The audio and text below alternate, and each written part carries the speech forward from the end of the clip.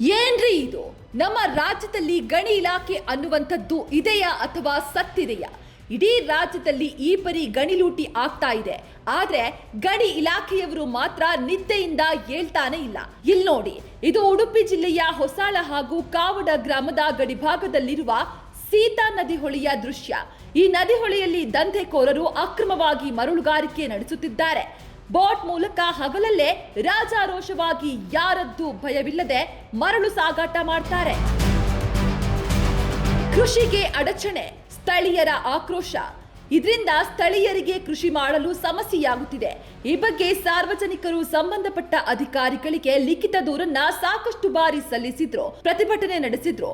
ಅಧಿಕಾರಿಗಳು ಮಾತ್ರ ಕ್ಯಾರೆ ಅನ್ನುತ್ತಿಲ್ಲ ಅನ್ನೋದು ಗ್ರಾಮಸ್ಥರ ಆರೋಪವಾಗಿದೆ.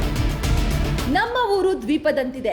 ನಮ್ಮ ಊರಿಗೆ ಯಾವುದೇ ಮೂಲಭೂತ ಸೌಕರ್ಯವಿಲ್ಲ. ಅದನ್ನ ಸರ್ಕಾರ ಒದಗಿಸಬೇಕು ಹಾಗೂ ಇಲ್ಲಿ ಮರಳುಗಾರಿಕೆ ನಿಲ್ಲಿಸಿ ಜನರಿಗೆ ತೊಂದರೆಯಾಗುವುದನ್ನ ತಪ್ಪಿಸಿ ಎಂದು ಗ್ರಾಮಸ್ಥರು ಆಗ್ರಹಿಸಿದ್ದಾರೆ.